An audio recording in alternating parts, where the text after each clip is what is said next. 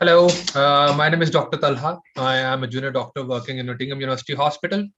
Welcome to the surgical series we have started. For those of you who have joined earlier, you know that we have a lecture every Thursday at 6 p.m. and we discuss a surgical topic related to MRCS Part A. For those of you who are joining us today for the first time, it's going to be a 40 to 50 minutes lecture. Then we'll have a question answer series at the end, and then today we have Dr. Umer Farooq, live from Ireland, Letterkenny. He's a specialist registrar working in Letterkenny University Hospital, and he has been really kind to join us today from Ireland. So thank you very much, first of all, Mr. Umer, and over to you. Thanks, Stella. Thanks for giving this opportunity. It's a privilege to give a lecture here regarding this topic of especially the field of my interest, breast and endocrine. Uh, will not without any further ado. I think we need to start quickly because the topic itself is a big, diverse and enhanced. Because thyroid and breast, I'm pretty sure it cannot be covered in an hour session. But we'll try our best and we'll try and focus on all those topics which are relevant and which are important related to this exam. So before we start, I want to give brief introduction of myself. Like Tala mentioned, my name is Umer. I'm working as registrar in breast surgery department at Ladakh University Hospital. Got trained in Pakistan. I did my FCPS and then basically I did my MRCS when I came here 2 years ago. So it took me 2 years. So I know how difficult this exam is, and it's very important to conduct these sessions and to be a part. Like I said before, it's a privilege for me to be a part of joining such sessions. So we'll proceed now. I'll share my screen. Can you guys see it now? Is it visible to all of you? Right. That's fine. Yeah. Right. So we'll start with the breast topic. So briefly, if we introduce the breast in terms of anatomy, we know that the basic structure of the breast is the lobule, which is further divided into terminal ductal lobular units, and it's the basic functional and structural unit of breast. What important regarding anatomy from MRCS part A point of view is that they usually focus on the lymphatic drainage of the breast. So we know that there are different groups in the axilla where the breast drains its lymphatic supply. It's the lateral, anterior, posterior, central, and interpectoral groups. But importantly, all of these groups finally go into the apical segment, which is deep down into the axilla, and then it goes on further to subclavian veins on either side, and then into the internal jugular veins. There is a limited supply or the minimal supply that also comes from the supraclavicular and infraclavicular regions as well. So one important concept is about the sentinel lymph node. It's not just primarily related with the breast. It can be related with any other region of the body, like inguinals or abdominal regions. So basically, what sentinel lymph node is, it's the first lymph node that comes in the territory of the area that we are focused on. Like if we speak about the upper thigh or the lower limb region, the first inguinal lymph node that would be draining the area would be the sentinel lymph node for that region. And likewise, the first lymph node that is draining the breast territory is going to be the sentinel lymph node for that breast. So in terms of its significance, we'll see later on that what significance it has got in terms if we speak about the breast cancer and its management. Any patient that comes to breast with any complaints, regardless, be it mastalgia, be it any lump, be it any skin changes or any discharges through the nipple, every patient that comes to the symptomatic breast clinic needs to undergo the triple assessment. Now, what triple assessment is? It's basically the combination of three important processes that a patient undergoes. First of all, it's the clinical examination, which includes your history taking basically, and the examination that you do on the patient. Secondly, then the patient send the patients for relevant radiology, which could include ultrasounds, mammography, or MRIs. And thirdly, if the patient needs any biopsy of that, then the histopathology becomes the third part. So this is how the patients are assessed in a symptomatic breast clinic. This is called as triple assessment. The idea, and this is usually basically done in a one-stop clinic. So the patient comes in the morning in the one-stop clinic. he or she gets assessed by a physician, the breast surgeon, who does the history taking and clinical examination, then sends on the patient for radiology, be it ultrasound, mammography, and thereon patient goes on to have the biopsy if required at all. So this is all done in a single visit, and then patient receives the results of that biopsy if that are taken in 2 weeks time. So it is basically facilitated in a single stop center. So this is a single stop center, and all the things are done at the single unit. So the patient gets assessed from 3 different regions, and it increases the sensitivity to pick up minor disease or the or the sinister pathologies at very early stages. The sensitivity is more than 99.9%. It's reported as more than 99.9% in literature if somebody undergoes this triple assessment. Usually it is said for the younger population that mammography is not helpful, since the younger population have the denser breast tissue. The breast tissue is quite thick and dense, and mammography doesn't add much. So it's the ultrasound that is usually performed in the younger population. In the cutoff age limit is set off as a 35-year age. Any girl or any woman beyond the age of 35 undergoes mammography. Mammogram has the 2 views, CC and MLO view. CC is a craniocaudal view, and MLO is the mediolateral oblique view. Then there is a tomosynthesis, a new addition. If we speak about mammography, it's basically a 3D view of the same mammogram that radiologist has, and it increases the sensitivity and enhances the views that the radiologist can view on mammograms. MRIs are usually not performed routinely in symptomatic breast clinic, neither in the screening clinics. Basically, there are 2 clinics that a breast patient can have. It's symptomatic breast clinic, through usually in our part of the world, here in the Western world. GPs usually send the patients who have the breast complaints to symptomatic breast clinics. Otherwise, if they are beyond the age of 50 or 60, say, they go to the screening programs in which they undergo 2-yearly or 3-yearly mammograms, usually in UK and Ireland. But if we talk about the Eastern world or our hometown places, it's not usually the referrals made by the GP. The patients usually come on their own. So it's anyways, and anybody who comes to any symptomatic clinic usually does not undergo MRI. So MRI has its certain indications in which you need to perform it. What are those indications? If you have to differentiate between anybody who has had previous surgery, and you're not sure that the patient's having a new lump or is it the scar from the previous surgery, then you can perform MRI. It has a very unique role in identifying those differences. Somebody who's had an implant or any surgery, and now you're not sure that is it an implant part or something related with the implant, like rupture or the capsule contraction, or is it a new lump, then you can have an MRI. So for diseases that are multifocal or multicentric, like DCIS.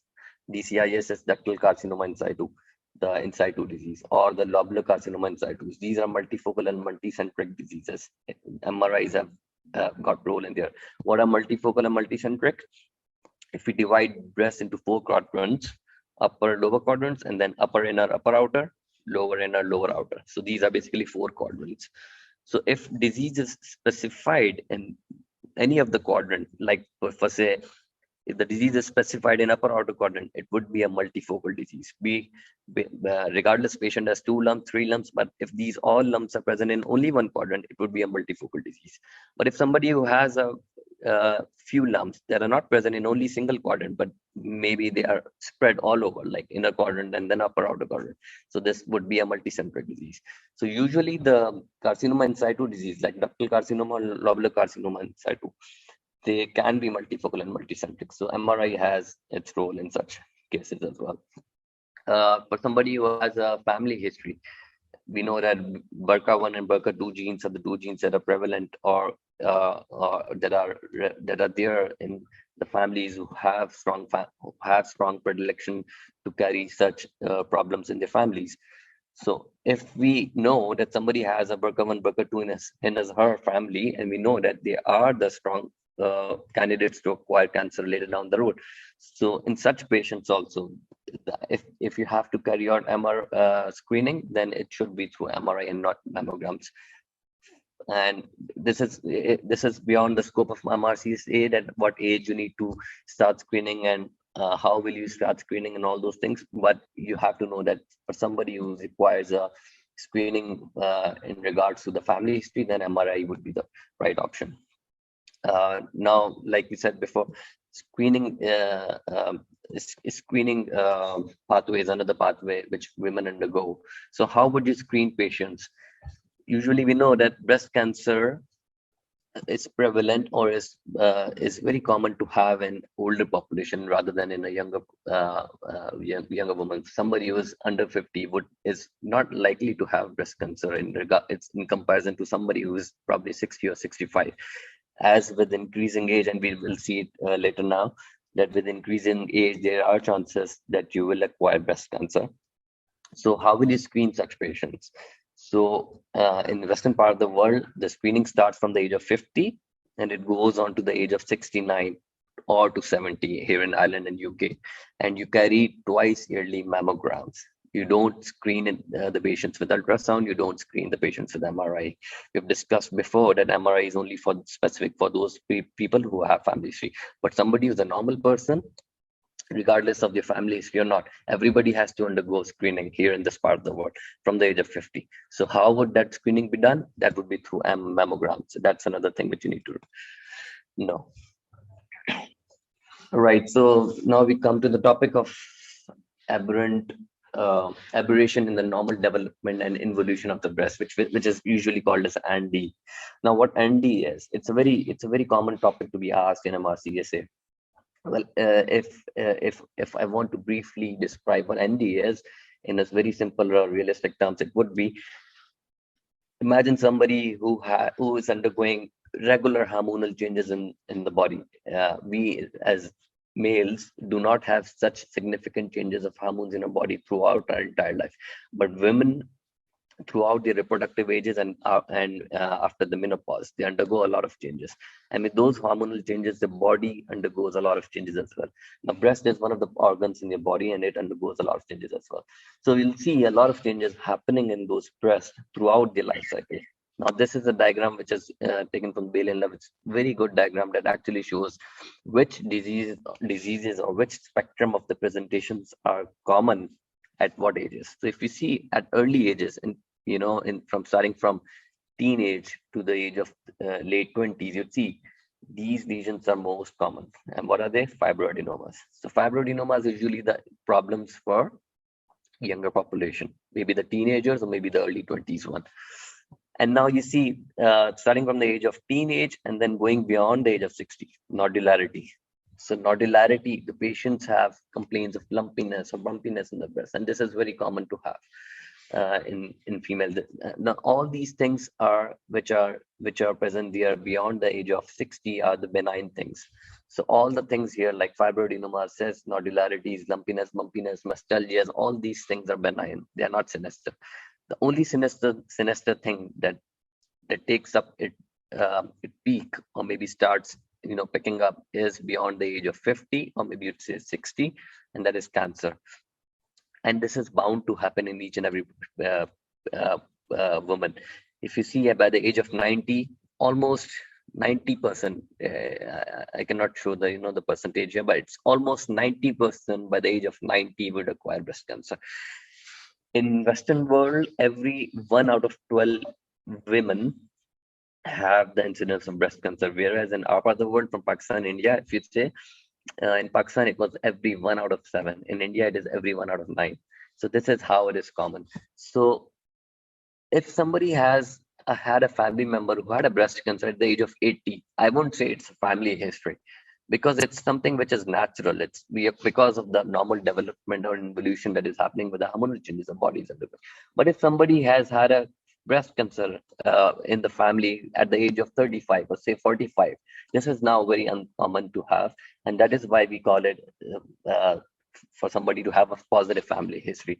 But after the age of 70, it's not regarded as something that is prevalent or maybe the gene positivity in the family. And that if you see here from the age of 50 to 70, this is the time when the chart is picking up for cancer, or the graph is hiking up. So this is the time where you need to actually screen the patients. in a normal population. This is why from the age of 50 to 70, the screening has been carried out, so that if there is any early lesion, can be picked up. So Mastalgias is one of the very common things. Will show now actually. So Mastalgia is in fact one of the most common complaint a patient can present with in the symptomatic breast clinic. In fact, it's 90% of the patients who come to symptomatic breast clinic through GPs complain of pain. Now, this pain, there are two good things about pain. One is that we are not really sure. One good thing is that we are sure that the pain is a sign which is not depicting, or which is not describing something which is sinister. And the bad thing is that we are not really sure why is it happening. The most relevant theory that we can take is that it is because of this all the hormonal changes that the body is undergoing through. So it could be cyclical, it could be non-cyclical. So everything, the most important thing that you need to do, regardless of any complaint a patient comes to you in breast clinic, the most important thing that needs to be carried out is the triple assessment that we have discussed before, that you have to take the relevant history, you have to do the examination, and you have to carry out some investigation, as in radiology, plus minus biopsy. So if the patient comes with Mastalgia, you try and assess the history, you try and find out is it cyclical or non-cyclical. You ask them to make a pain diary, maybe ask them to come after some time in which they are maybe in the mid-cycle period. For instance, if they have come today to you with a breast pain and they are menstruating, so ask them to come in 6 weeks time, so that next time when they come in, they would be in the middle of the cycle, and see if they're complaining of pain still or no. So that's how you basically try and assess. So you do the triple assessment. You really don't have to do anything from Mastalgias in specific. It's a reassurance that that does the job really. Otherwise, you can probably advise as exercise, weight reduction, caffeine reduction also is helpful. There are special bras that are advisable, the soft bras, the sports bras to be worn in the daytime, and and nothing to be worn at the night times. Evening Promosol is very promising. This is one of the hormone analogs that can be given. It helps a lot. And the extreme cases when nothing is happening or nothing is helping out, these tamoxifen and danazol, these are the estrogen receptor analogs that you can give probably to help out such patients, but it's never really required at all. Other benign entity is fibroadenoma, and related to it is Phyllodes. Fibroadenoma, we know, like we discussed earlier, is a problem of the early younger girls, or maybe the teenage girls. It's a benign lesion. All in all, it's a smooth, well-defined, freely mobile thing. It's also called a breast mouse, and you don't really have to worry about it. If it is diagnosed through a history examination and then ultrasound confirms that it's a fibroadenoma, it doesn't really have to be taken out all the times. There are certain indications. If it is greater than 3 centimeters, if it is symptomatic, if it is the wish of the patient that she wants to get rid of it, she thinks that it's not looking good, maybe, then cosmis is one of the indications to get rid of fibroadenoma, or if it is a giant fibroadenoma. Now, giant fibroadenoma is one which is bigger than 5 centimeters, right? Whereas the Phyllodes tumor, which is also called as the cystosarcoma of the breast, is the tumor of the women who are at around the menopause, somewhere who is around 40s or maybe mid 40s. It can be benign. Sometimes it could be a malignant one. But even if it's a malignant one, it has got limited ability to spread, and that is only with the blood, which means that you don't really have to look for axillary nodes all the time. If you're sure that it's a Phyllodes tumor on biopsy on the breast, you don't really have to worry about axilla, because it cannot spread through lymph nodes. All you have to do is the excision of that tumor if you can. But if it is a big enough tumor, sometimes it is so huge that it can ulcerate through the skin as well, and in all those instances you have to do mastectomy. While performing surgery for Phyllodes tumor, care should be taken to take it out completely without leaving anything from the capsule behind, because it has a predilection, or it has a tendency to recur, and that's why the surgery needs to be sorted out very tactfully. Breast cysts are the other things which can result in Mastalgia, significant Mastalgia. I've seen so many patients complaining of a lot of pain, and they end up having cysts. all you have to do is, with such patients, to reassure them, because cysts are also benign lesions. They don't really do any harm to the body, and there is no specific need to aspirate them as well, unless if they are symptomatic, very symptomatic, or they are infective. They also can come back all the time, and with the insertion of a needle to aspirate them, there's always a chance to give the source of infection to the patients. Papillomas are tiny little benign lesions, I would say, that can be there in one of the ducts of the breast behind the nipple. So in the nipple areolar complex, you have not a single duct, but you have combination of 9 to 10 ducts that open up into the on a single orifice. So papilloma can be present on any of the duct there.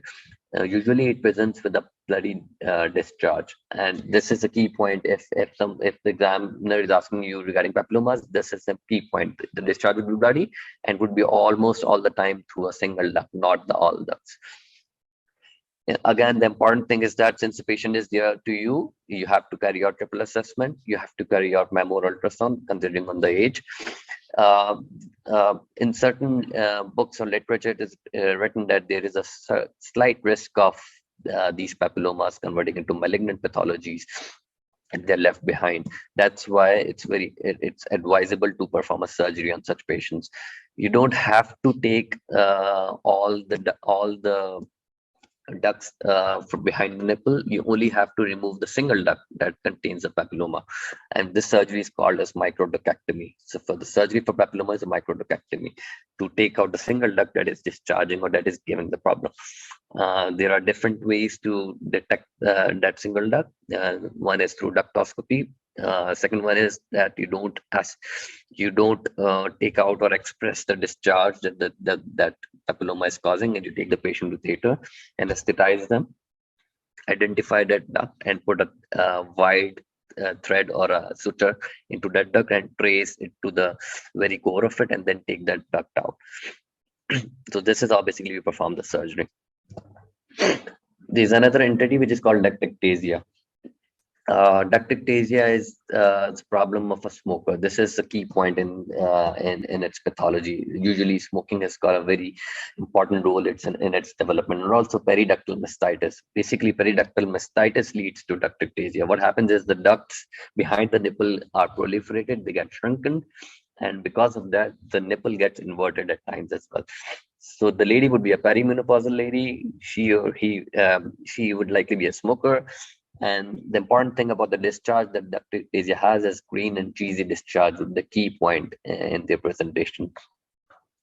Sometimes they are treated with antibiotics, but if they don't settle down with them, then you unfortunately have to do the surgery, and surgery is to remove all the ducts. It's called as major duct excision. The surgery name is major duct excision. It's also called as Hatfield operation or procedure. So what you do is you give a circumareolar incision. You lift the nipple, you trace out all the ducts, you go to the pectoralis major, you go deep down, right where the ducts are originating. You take all the ducts and shape the backside of the nipple as well, to make sure that there is no recurrence. So this is Hatfield operation or major duct excision. So the procedure for duct ectasia is major duct excision, whereas for papilloma, you only have to remove that involved duct, which is microducectomy. Abscesses are another important thing. They are very common to happen in a lady who is lactating, and in fact, that's one of the most common cause for a breast abscess. Staph aureus is usually the most common organism here, and usually they are treated with antibiotics, most commonly the fluxacillin or the comoxiclavir if sufficient. Sometimes they have to be aspirated, or there are times where you have to perform surgery when the skin overlying the abscess is so thin that there's a risk of skin rupture or ulceration. Then you have to go in and you have to do the proper IND. But IND is usually avoided till the time when it's absolutely necessary. Now, if we speak about breast cancer, like we discussed earlier, it's a very common thing. 1 out of 12 women have it. The most common the pathological type of breast cancer is the ductal cancer. which is called as IDCA or invasive ductal cancer. Second most common is lobular. And then there are certain uncommoner varieties like medullary, tubular, mucinous, and all those things. I was looking at the past papers and I found out that lymphocytic infiltrates was one type that was frequently asked, and some medullary type, which causes this lymphocytic infiltrates, an uncommon type of breast cancer, and usually what we see is in IDCA or in invasive lobular. But if you see that lymphocytic infiltrates are there in the histopathological specimen, it's a medullary type. Like we discussed earlier, every patient undergoes triple assessment. So if this patient, for instance, comes with a complaint of breast lump and then undergoes triple assessment, and we found out on radiology and clinical exam that she or he has a breast cancer, what you do? So what you basically need to do is to first of all take a biopsy of that lump that the patient is having, and that biopsy should be a true cut biopsy, not a fine needle aspiration. You don't have to do cytology. You always have to do histological diagnosis. Why is it that important? Because you have to make sure, or you have to ascertain the grade of the tumor, the receptor studies, and the kind or the rate at which the tumor cells are dividing, which is called as proliferation index or the KI index. So these receptor studies make the biology of the tumor, and they are very necessary in terms of management of the patient in future. And this could only be assessed on a histological diagnosis rather than a cytological diagnosis. This is why I'm focusing on this, that the true cut biopsy should always be performed. And likewise, if somebody has lymph node metastases in axilla, they can be either done through true cut or FNAC, because lymph nodes are usually soft. They contain liquidation material, so they can be have cytology done. And since we are already taking the biopsy from breast, so it's not really necessary to take a core or maybe histology from axilla as well, because we know for sure that the tumor in axilla would likely be the tumor that is coming from the breast. So these are basically the tumors that are there, and whenever you're performing biopsy, these are the characteristics that you need to look for. And what are these receptors? Estrogen receptor is the one, progesterone receptor is the one, then you have to look for HER2 receptor as well. So these three receptors are very important. And if we talk about grades, so there are three grades we all know: well differentiated, moderately differentiated, and poorly differentiated. So grade 1, 2, 3. So proliferation index is the one that you can see underneath here, Ki67. The higher it is, the higher or the greater the rate the tumor is proliferating or tumor is dividing. So the lesser it would be, more prognostically good it would be, or what you can say is more good it would be in terms of prognosis. The highly rapidly dividing cells would be bad, and the cells that are dividing at a lesser pace, less than 14%, would be good. Likewise, for somebody to have ER positivity or PR positivity is a good thing, right? And somebody to have HER2 positivity is a bad thing. So HER2 receptor is not a good receptor. ER, PR receptors are good receptors, right? And Ki67, as low it would be, as good it would be. So based on all these differentiations, there are 5 basic types of tumors that have been discussed here: luminal A, luminal B, HER2 positive, and miscellaneous group. Sorry, this is triple negative breast cancer, and then the 5th one is miscellaneous, in which any finding can be there. So luminal A has the most favorable pathology because it has got ER/PR positivity, HER2 negativity, and Ki less than 14%. This is the most common breast cancer, and this is the most favorable breast cancer as well in terms of the receptors that we are seeing here, right? Like similarly, if you see a luminal B, it's a ER/PR positive, which is a good thing, but it could be HER2 positive as well, and it could be having the proliferation index of more than 14%. So it's not as good as luminal A, but still good. The worst prognosis or the worst favorable breast cancer is the triple negative one. It's ER negative, PR negative, HER2 negative, and Ki67 of more than 14%. it's a triple negative cancer is the worst cancer that you can have, right? And that's why it's been dealt very aggressively from the word go. Anyway, so coming back to the in situ cancers, like every cancer anywhere in the body, breast cancer also has got the in situ cancers. Ductal carcinoma in situ is the in situ cancer. Previously, lobular carcinoma in situ was also considered as a in situ cancer, but it's not anymore considered as a in situ cancer. Both of them, DCIS and LCIS, have the tendency, or they show basically that there is something pre-malignant going on in the breast. DCIS has a tendency to grow itself into a sinister pathology, but LCIS cannot grow into a sinister pathology itself, but it shows that if LCIS is present somewhere, there is a chance that the patient would be having or is going to have cancers anywhere else. But that LCIS itself doesn't have any tendency to become a malignant later down the road. That's the reason why LCIS is no more considered as in situ cancers. If you talk about NCCN or the AJCC classifications of cancers, but that is very much in detail. It's beyond the scope of MRCSA. So like we have discussed before, these are the group types based on the receptor studies. And based on all these things, there are several severity index scoring being done. One of them is Nottingham Prognostic Index, the formula of which is tumor size in 2.2. It's usually asked in MRCS, that's why I'm showing it to you. It basically shows the kind what the kind of tumor is, how severe it is, and what is going to be the 5-year survival rate based on these scores. So if somebody has a 4 centimeter size tumor, you multiply it with by 0.2, and then you add the lymph node score and the grade score. Lymph node score, if somebody has 2 nodes, he would have a score of 2. If somebody has 5 nodes, he would have a score of 3. Like if somebody has a score has a moderately differentiated cancer, he would have a score of 2. But somebody has a well differentiated tumor, she would have a score of 1.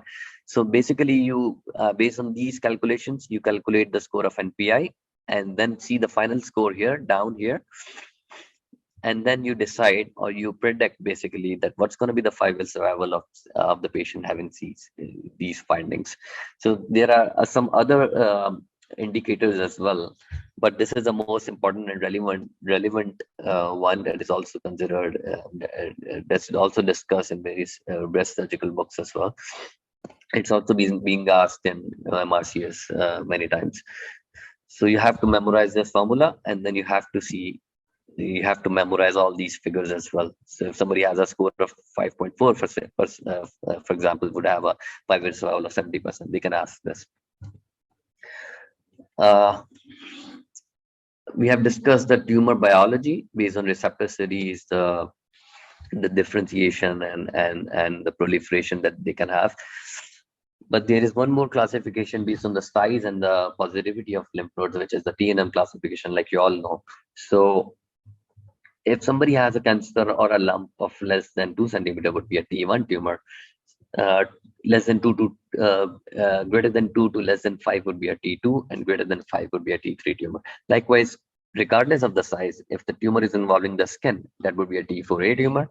If it has gone beyond this breast tissue into the chest wall, for example, if it is involved the pectoralis major muscle or the ribs, it would be a T4B. If the skin and chest wall both are involved, it would be T4C, and the worst type or the most difficult one to treat is the inflammatory cancer, which is T4D. Inflammatory cancers, by the way, usually present as a breast abscess. You would not be able to differentiate it with from somebody who has an abscess. It's a very rapidly dividing tumor. Usually comes on as a skin erythema. Patient would be complaining of mastalgia, maybe would having some discharge on the skin. The tumor would be rapidly progressing. It can even progress in terms in a span of few weeks time. There's a typical presentation on the visual inspection that you can see, which we call POD orange. POD orange means that the appearance of the breast would be like a peel of a skin, orange skin. Usually you see few tiny little spots, and in between the skin would be swollen and would be erythematous, so it resembles a peel of orange. So it's a POD orange appearance of breast tissue that is also there in inflammatory breast cancers. Usually when you go on and do the triple assessment for such patients, you found out that they would have underlying very big lump, and they would probably be having some metastases in actually nodes or maybe distant mets like in bone or liver. Right. So this was all the classification based on the size of the tumor. Now, if you speak about the end staging, somebody has a, regardless of the size, if they have a mobile ipsilateral node, for instance, if they have a lesion in the right breast and they have a mobile lump that I can feel on the right axilla, that would be an N1 disease. If somebody had a hard fixed lymph node palpable on the same side, or a mobile lymph node on the other side, would be an N2 disease. And if somebody has the involvement of the supraclavicular or the infraclavicular chains or the internal memory chains, that would be N3. And likewise, M1 would be METs and M0 would be without METs. So based on all these size and nodal and metastatic classification, breast cancer is basically divided into three major types. The first one is early breast cancer. The second one is locally advanced, and third one is metastatic. So if I give you the brief concept of how the breast cancer is managed, it all depends on this classification or division of basically breast cancer into three things: early, locally advanced, and metastatic. Early breast cancer is cancer that is basically smaller in size. That would be likely T2, T3, not beyond that. Or maybe N1 disease at maximum. So this would be an early breast cancer. Somebody who has T3N0 would be early breast cancer. Somebody who has T2N1 would be early breast cancer. But if somebody is T4 or somebody is T3N2 or N3, that's not early breast cancer. That would be locally advanced. So the cutoff in terms of T staging would be T3. But for somebody to have T3, should have N0 status as well. And in terms of nodal status, it is N1. You cannot go beyond N1 and still have early breast cancer. Anyway, so early breast cancer is usually treated with surgery, and sometimes you have to give some hormonal treatment. Now we're going to discuss what are the management options that we have in breast cancer, but I'm just giving you a brief idea that somebody who has early breast cancer is usually treated with surgery, and they are not really given, aggressive treatments like chemotherapy. Chemotherapy is one of the most lethal or difficult wing of the breast cancer management, because it's a very cytotoxic it's a very cytotoxic chemotherapy that is given. CMF is usually the chemotherapy regimen: cyclophosphamide, methotrexate, and 5-fluorouracil. So it's very devastating period a patient undergoes, and that's why you have to avoid in all the cases where you can. So early breast cancer usually don't require chemotherapy. Locally advanced, yes, you treat them with chemotherapy first, try and localize them first, and then you perform surgery afterwards. Whereas in metastatic, unfortunately, all you can do is to palliate them, and is the symptomatic care basically which you're giving. So the chemotherapies, hormonal therapies, radiotherapies, all these are the options, and surgery is very limited. So if you start from early, surgery is the mainstay. And if you go to metastatic side, hormonal and systemic treatments are the mainstay of treatment. So like we discussed, surgery, chemotherapy, which is also called systemic treatment, radiotherapy, and endocrine therapy. So basically you have four wings in the breast cancer management.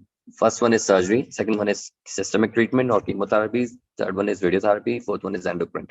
Now we are going to discuss a bit in detail about the surgery, because we are giving the surgery exam. So there are two types of surgery that you can perform on the breast. With one is mastectomy, and it's not a radical surgery. It's not a radical mastectomy. It's obsolete now. The one that was advised by Halsted when it was invented in early 1900s, in which the surgeons were removing pec major muscles, pec minor muscles, and the chest wall muscles as well, serratus anterior. But you don't have to really do it now. All you have to do is mastectomy. So mastectomy versus breast conservation surgery or therapy. These are the two basic types of surgeries that are performed.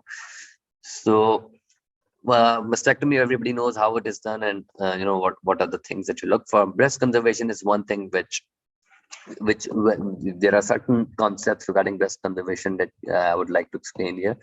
You always have to remember, somebody who is undergoing breast conservation cannot have a breast conservation surgery if there is no facility of radiotherapy available. So for breast conservation therapy or surgery to happen, you always have to have radiotherapy post-op.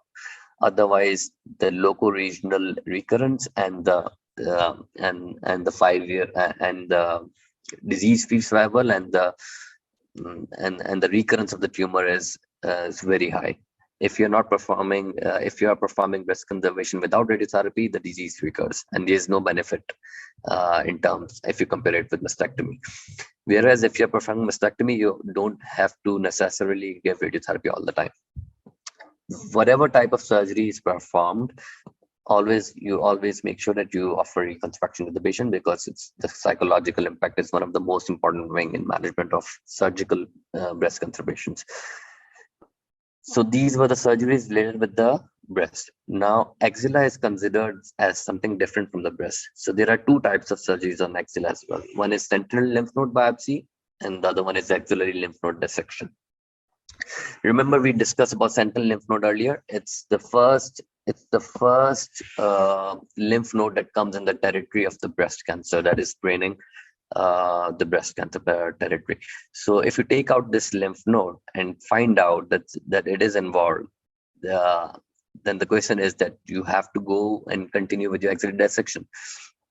Well, it depends. The answer is it depends on the pathology and the grade. So breast cancer management is not a very simple thing. You have to consider all the options: the age of the patient, the grade of the disease, the stage of the disease, the receptor status of the patients. But to give a brief idea, first of all, when you were doing the triple assessment, patient underwent a biopsy of the breast lesion. At the same time, if he or she has some palpable lymphadenopathy in the axilla, he or she would have a biopsy or FNHE from that axillary nodes as well. Say, for instance, if that axillary node is positive on the first biopsy that the radiologist took in the one-stop clinic. So we know now that the patient has a lymph node disease as well, which is that probably the patient is not early breast cancer, it's likely locally advanced breast cancer. And then the patient would require a chemotherapy in the neoadjuvant setting, meaning that the patient would require a chemotherapy prior to the surgery. And then we'll reassess the patient after the course of chemotherapy, that how the response of chemotherapy was. Are these lymph nodes still palpable or not? But usually, if the lymph nodes were palpable in the first place, in the first presentation, patients end up having axillary lymph node dissection, right? So that's the first concept. Now, who will have the sentinel lymph node biopsy? Somebody who had the axillary sample taken in the first clinic presentation, and the biopsy came out as negative, and you know that she has a tumor of 3 centimeters, for example, in the breast, and she had palpable lymph node in the axilla, but those axillary lymph nodes turned out as negative or reactive. So what will you do? So what you will do is, if now you will consider this patient as an early breast cancer, and you will go on with the early surgery rather than a neoadjuvant chemotherapy. You will take the patient to the theater, and you will plan the sentinel lymph node biopsy along with the excision, whether it would be wide local excision or the mastectomy, regardless. You would plan a sentinel lymph node biopsy as well. There are two ways of the more common procedures or more common ways to perform sentinel lymph node dissection or the biopsy, not the dissection, biopsy, is through a patent blue dye, and also through nuclear medicine related techniques. Patent blue dye is usually injected prior to the timeout that the patient is having in the anesthesia before the skin incision. You give the blue dye in the surroundings of the nipple complex, and then wait for those lymphatics to drain that blue dye towards the axillary nodes. And once you go into the axilla, you find that the lymph nodes are blue. So you take all the blue nodes that you see, usually 2 or 3, and you take them for biopsy, and then you wait for the results. Usually you can do a frozen section as well, but it is advisable that you wait for the final histopathology, and then wait, depending on the results of that, you continue to do the axillary lymph node dissection in future or not. Now, there is a question now that, with the advent of chemotherapeutic related agents, the hormonal agents, and all the new agents that are coming, it's a question arising that do we really need to do ALND? Because ALND has got its own morbidity. You don't really have to necessarily do ALND in all patients, especially those who are older age groups. So there's a question that if the sentinel lymph node biopsies were done, they are positive, and they were probably 3 Do you really have to do the LND in future? So these are all the questions which are probably beyond the scope of this exam, but these are very interesting topics. They are very there are certain trials that are conducted that do you have to do them or no, but I'm not going to go into details of them. If somebody is interested, can probably contact me later. I'll give my email and then we can discuss all these things, but these are beyond the scope of this exam, so I'm not touching those topics. Anyway, so surgery, now, mastectomy versus BCT. And whenever you're doing BCT, radiotherapy is the most important wing post-operatively. And in terms of axilla, there is central lymph node biopsy and ALNT. Now, which patients will have mastectomy? Which patients will have BCT? Any idea, guys? So usually the broader concept is that somebody who has a multifocal tumor or the multicentric tumor would end up having a complete excision of breast. Whereas wide local excisions or the BCT candidates would be the one who has solitary lesions. Central tumors just behind the nipple areola usually end up having mastectomy. Larger lesions in small breast. This is important. Somebody who has a small sized breast and has a lesion of 4 centimeter. Obviously, that 4 centimeter lesion would probably be covering more than 70% of the breast. So you can't get away with only wide local excision. You need to perform mastectomy in such patients. If DCIS is extensive, if it is more than 4 centimeters, you really have to do mastectomy. You cannot get away with WLEs. And if somebody is willing to undergo mastectomy, regardless, if you have explained the things to them that, you can have wide local excision and you can have radiotherapy afterwards, but if they still agree, sorry now, guys. But if they still agree that no, I don't want to take the risk, I don't want to undergo wide local excision. I've read somewhere, or maybe I've googled that with WLEs, there's a chance that the tumor can come back. I want to have mastectomy. So even if they follow, even if they have the criteria that are meeting the requirements for WLEs, they can still have mastectomy. It all depends on patient size. So that's where the MDT and the patient's involvement in the management is important. So, then there is the third wing, which is called endocrine treatment, which is tamoxifen and aromatase inhibitors. Tamoxifen and aromatase inhibitors are basically the substances that are used against estrogen receptor and progesterone receptors. Remember earlier we discussed that whenever you're doing a biopsy, you need to assess what the receptor status are on that biopsy specimens. So if somebody has ER receptor positivity or ER and PR receptor positivity, can be a candidate to have this tamoxifen and AIs, aromatase inhibitors, down in the management of their breast cancer management. So if they undergo surgery, if they undergo chemo, if they undergo radio, whatever, they still can have tamoxifen, and this adds a favorable prognosis. If somebody is ER/PR positive, can have tamoxifen, meaning that it's going to, their cancer is going to be targeted from different areas. Whereas Herceptin is targeted against HER2/neu, and we discussed earlier that HER2/neu is not a good receptor to have. So trastuzumab can still be given, but if somebody is having Herceptin, means that their biology of the tumor is not good. So we have basically covered the breast cancer here. If somebody has question, anybody of you have any questions or any queries, you can they can ask me.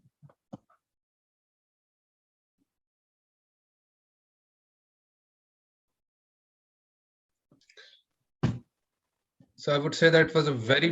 Will you like to talk about Bloom-Richardson score? Then I not get the explanation about in receptor status. Thank you. Right. So Bloom-Richardson score, and like when you score Nottingham Prognostic Index and all these things, I am not really sure are these they should be covered regarding this exam or no. But all these scores and the indices are related with the breast cancer pathologies, like when your system is described for DCIS, like we discussed earlier, Nottingham Prognostic Index is for the overall survival benefit or overall expectancy or the behavior of the breast cancer. Likewise, Bloom-Richardson score is the same. I'm not really sure about the details of it. It's written in some books, but I have not studied this scoring system in this resource that I use. So I'm not really sure about the exact criteria of it at the moment. Anyone else? So there is a question that the person wants you to explain HER2/neu again, if you can, please. So HER2/neu receptor status, like the ERPR receptor, it's one of the receptor that is present. So a tumor cell has different receptors on the cell membranes. So HER2/neu is an epidermal growth factor type of receptor which is present there on the surface of the tumor cell. What it does is certain agents like Herceptin that act on these receptors and go on do some transformation or some changes in the nucleus. But all these changes, like that there are some genes that are proton genes, there are some genes that are tumor suppressor genes. All of the actions that are done through this receptor are not in the favor of the breast cancers, are not in favor of the tumor itself. They would probably make the tumor cells grow more rapidly, or they would probably make them divide more rapidly. So that's why it's considered as one of the worst, or not considered as a good sign to have HER2/neu positivity.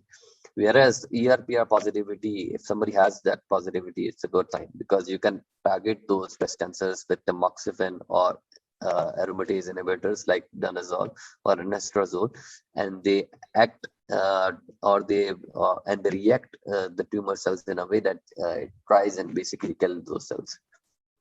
So HER2/neu is not a good thing. ERPR is a good thing. All right. I don't think we have any more questions. So thank you so much again.